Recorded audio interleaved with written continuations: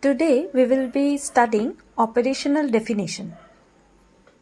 In our last lesson, we talked about problems, and in the last section, we talked about solvable and unsolvable problem, and while differentiating it, it was discussed unsolvable problems have variables that are not operationally defined. What is this operation definition and how is it different from a simple definition? Now, unsolvable problems contain terms that are inadequately defined, as it was said earlier. One of the main reasons that many problems are unsolvable is that their terms have been imported from the everyday language. Our common language is replete with ambiguous as well as with multiple definitions for any given word. Take the example of the word happiness. In daily life, we use it interchangeably with enjoyment, excitement, pleasure, or feeling good. Unless and until the term happiness is adequately defined to single out the true nature of the word that is to be used in a study, it would not yield any productive result. The main function of a good definition is to clarify the phenomenon under investigation and to allow the researchers to communicate with each other in an unambiguous way. Operational definition of a concept generally consists of a statement of the operations necessary to produce the phenomenon. Operations means the procedure, how the phenomenon is produced, how it can be produced. The precise specification of the defining operation obviously accomplishes the intent of the scientist. By performing the operation, a phenomenon is produced and a number of observers can agree on the existence and characteristics of the phenomenon. That means if it is properly defined, if we know how the variable can be produced, how it can be, then we can easily reproduce it again and again. For example, if we take it for the term, if we know I can bring on happiness, if happiness is defined as laughter, and if it is operationally defined, you bring happiness by tickling someone. That means this is the process of bringing happiness or inducing happiness. Therefore, anybody and everybody or any researcher who wants to study happiness will use tickling as a source of bringing happiness. And if it is found to produce happiness, then it is correct in its form.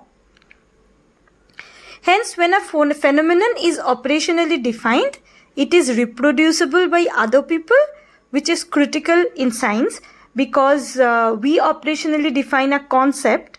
The definition of the concept consists of the objectively stated operations performed in producing it. Others can then produce the phenomenon by repeating this operation. For example, when we define air temperature, we mean that the column of mercury thermometer rests at a certain point of the scale of degrees. That means if it is there at that certain point, the air temperature will be this. So anybody who will be dealing with it will see the mercury thermometer and will say that this is the air temperature. Now, if we come to the history, operational definition this term actually was derived from the movement known as operationism, which was initiated in 1927 by physicist Bridgman. However, operationism has been criticized because operational definitions are often specific to a particular empirical investigation. Variables specified in the statement of problem may be operationally defined in different ways by different experimenters, even though they are identified by the same word. For example, the word anxiety. This anxiety may be operationally defined by one experimenter through the use of Taylor's scale of manifest anxiety. Any other researcher can use it, can define it in terms of Palmer's perspiration index. So the different measures of anxiety might not correlate with each other, but the problem might be solved by using different definitions of anxiety. Then operationism has also been criticized because it demands that all the phenomena with which we deal must be strictly observable, operationally definable. This requirement, if it is adhered too rigidly, will lead us to exclude certain phenomena from scientific investigations.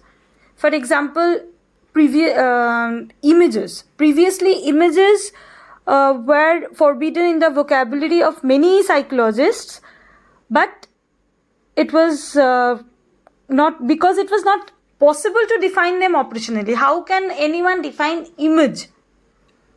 However, with the advancement in the different measuring techniques, images and imagery has been impressively investigated and is now in the purview of researchers.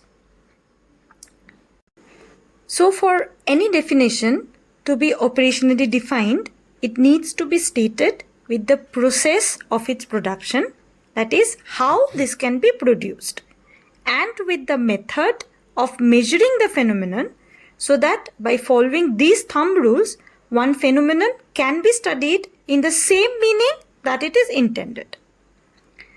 So this is the simple meaning of operational definition. If it's not clear or you have any doubts, you can comment below or directly reach out to me. Thank you.